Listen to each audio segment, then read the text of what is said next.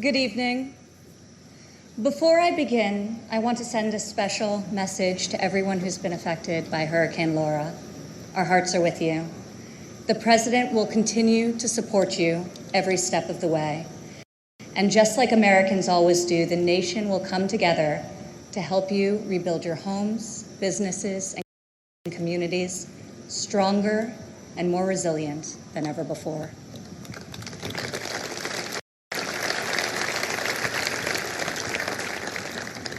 Four years ago, I introduced to you a builder, an entrepreneur, an outsider, and the people's nominee for President of the United States.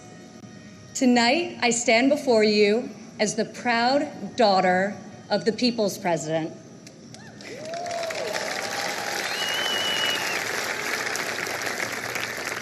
He is our commander-in-chief, champion of the American worker, defender of common sense, and our voice for the forgotten men and women of this country. He is our president and my father, Donald J. Trump.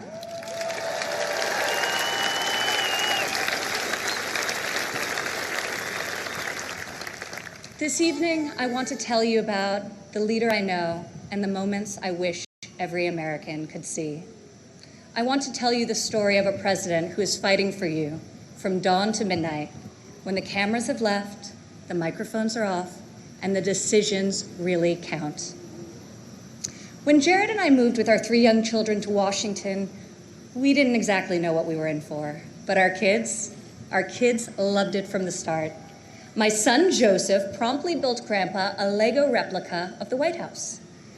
The president still displays it on the mantle in the Oval Office right over there so that he can show world leaders, just so they know he has the greatest grandchildren on earth. I agree. Over the last 4 years, we've learned a lot. I've seen in Washington it's easy for politicians to survive if they silence their convictions and skip the hard fights.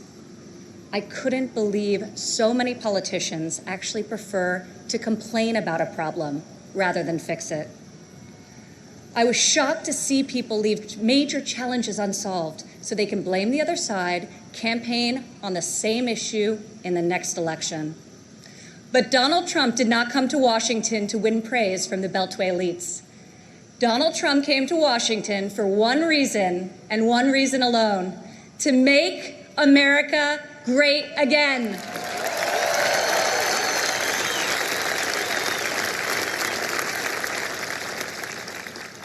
My father has strong convictions. He knows what he believes, and he says what he thinks.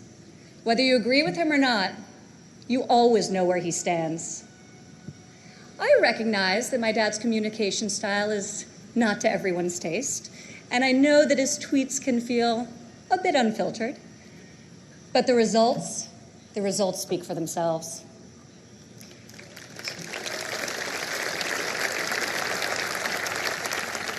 He is so unapologetic about his beliefs that he has caused me and countless Americans to take a hard look at our own convictions and ask ourselves, what do we stand for?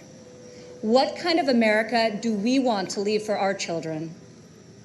I am more certain than ever before we want a future where our kids can believe in American greatness. We want a society where every child can live in a safe community and go to a great school of their choice. We want a culture where differences of opinion and debate are encouraged, not canceled, where law enforcement is respected, where our country's rich diversity is celebrated, and where people of all backgrounds, races, genders, and creeds have the chance to achieve their God-given potential. This is the future my father is working to build each and every day.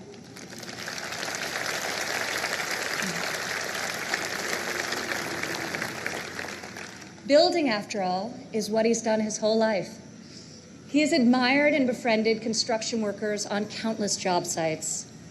But it has been a new and profound experience for him and for me to see these stoic machinists and steelworkers come to him with a tear in their eye and thank him for being the only person willing to go to the mat for them, for their jobs, for their families, and for their futures.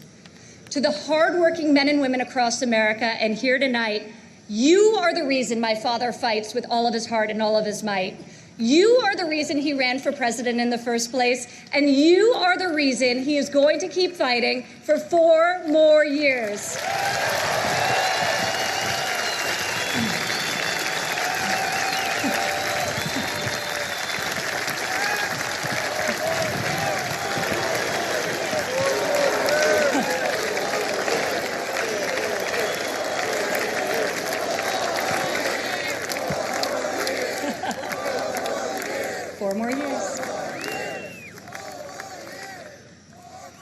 I remember one evening in early February of 2018, we were in the Oval Office with my father's top economic advisors, and the president was pushing to keep the promise he made to renegotiate the bad trade deals that had gutted millions of middle-class jobs. Most of his advisors argued that the economy was so strong following our historic tax and regulatory cuts that it didn't make sense to risk rocking the boat. After the meeting, as I walked with my father back towards the residence, he said, "You know, the reason this has never been done before is because our leaders haven't had the guts. When the economy is good, they settle for good, and when things are bad, they don't have the will or ability, so they kick the can until it's someone else's problem." He was right. If my father didn't take on these fights, no one would. In the months that followed, President Trump refused to settle for a good deal. He wanted a great deal, and ultimately, that is exactly what we got.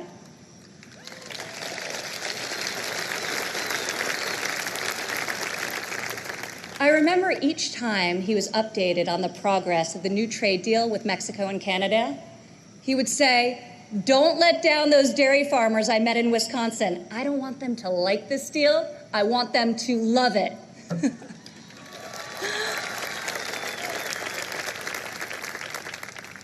Today, in the midst of this unprecedented global pandemic, it's more clear than ever that our president was absolutely correct to take on trade when he did and bring our jobs, our factories, and our life-saving medicines back to the USA.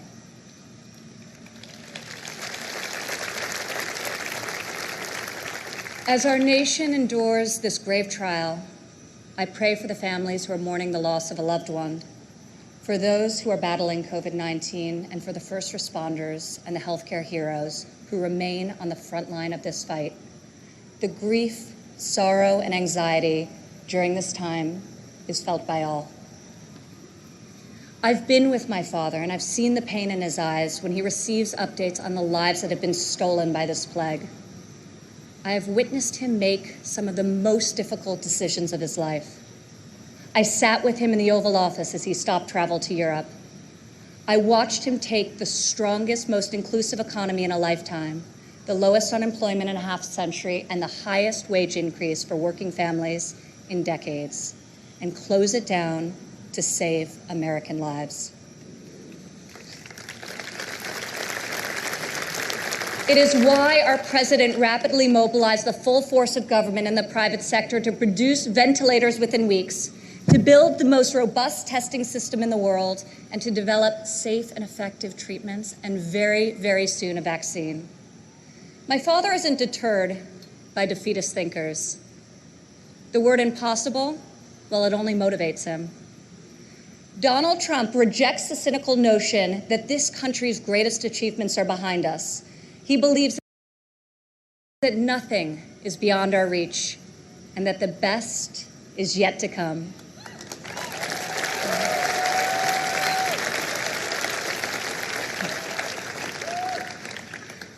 I have seen all of my life how my dad believes in the potential of each individual. Earlier this evening, we were all inspired by the incredible testimony of Alice Johnson, a great-grandmother who was sentenced to life in prison for a first-time nonviolent drug offense. I was with my father when he decided to commute Alice's life sentence. Together, we watched Alice leave prison after nearly 22 years. As she ran into the arms of her family and they celebrated a joyful reunion, my father got very quiet I could see the emotion on his face. After a long silence, he looked at me and said, "Imagine how many people there are just like Alice." From that point on, he became a voice for those who had been unfairly silenced in our prison system.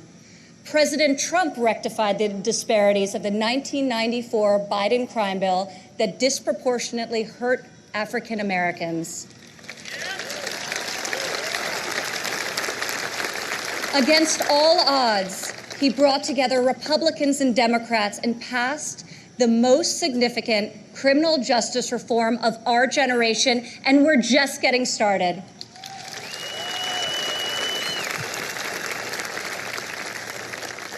My father did not campaign on this issue. He tackled this injustice because he has a deep compassion for those who have been treated unfairly. More than rhetoric and political prose, the ability to build consensus and achieve bipartisan success will help heal our country's racial inequities and bring us forward together. President Trump is advancing the American values of work and family. 4 years ago in Cleveland, I said President Trump would deliver for working women. Last year, over 70% of all new jobs were secured by women.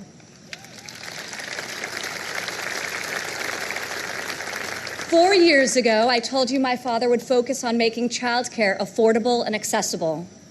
In President Trump's first term, we secured the largest ever increase for childcare funding, giving more than 800,000 low-income families great childcare at a cost they can afford. As part of Republican tax cuts, in 2019 alone, our child tax credit put over $2,000 into the pockets of 40 million American families. Democrat politicians recently introduced a plan to increase the child tax credit. Yet when I was fighting less than 3 years ago at the president's direction to get Congress to double the child tax credit, not a single Democrat voted to pass the law. We got it done anyway.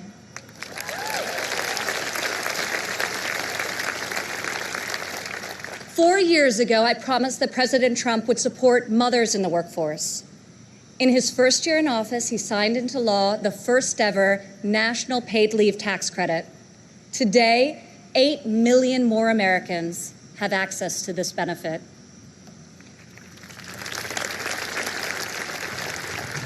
4 years ago, I said that Americans needed an economy that permits people to rise again. During President Trump's first 3 years in office, 72% of all new jobs went to Americans who had been outside of the workforce. 4 years ago, I told you I would fight alongside my father, and 4 years later, here I am.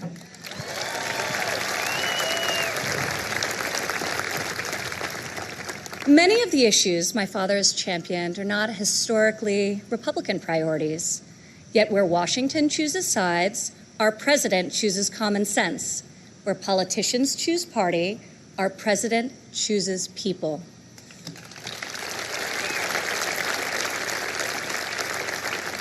Since the day he took the oath of office, I've watched my father take on the failed policies of the past and do what no leader has done before. Recently, he took dramatic action to cut the cost of prescription drugs, despite fielding angry calls from the CEOs of nearly every major pharmaceutical company. Now, when we see attack ads paid for by Big Pharma, my dad smiles and says to me, "You know, we're doing something really right if they're hitting us so hard."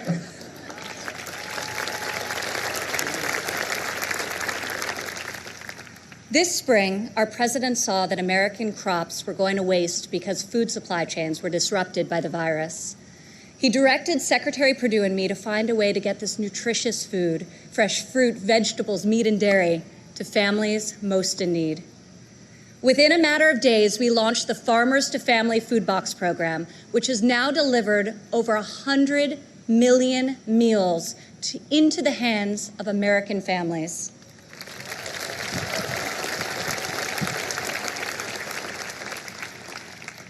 To protect the most vulnerable among us, I've worked alongside the president as he signed into law 9 pieces of legislation to combat the evil of human trafficking.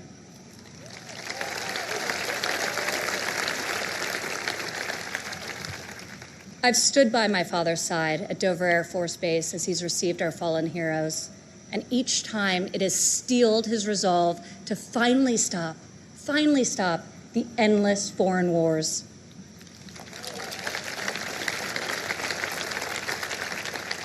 To change the paradigm in the Middle East, he took a fresh approach.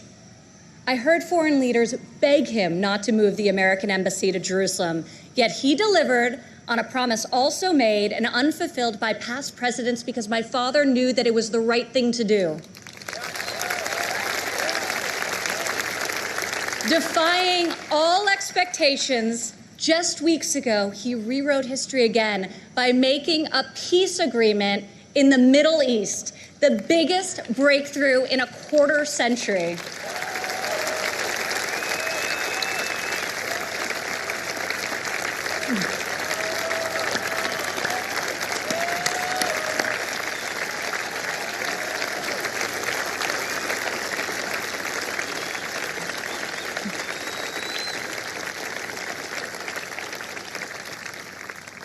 For the first time in a long time, we have a president who has called out Washington's hypocrisy, and they hate him for it. Dad, people attack you for being unconventional, but I love you for being real, and I respect you for being effective. Our president refuses to surrender his beliefs to score point with the political elite. To my father, you are the elite. You are the only people he cares about scoring points with. If these problems were easy to solve, previous presidents would have done so. But you don't achieve different results by doing things the same way. Washington has not changed Donald Trump. Donald Trump has changed Washington.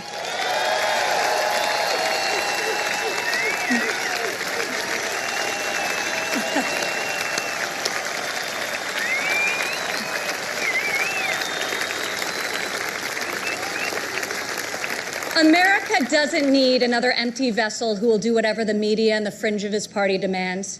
Now more than ever, America needs 4 more years of a warrior in the White House.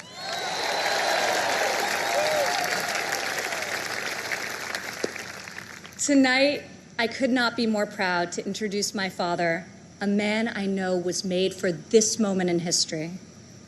My fellow Americans, our First Lady, and the 45th President of the United States, Donald J. Trump.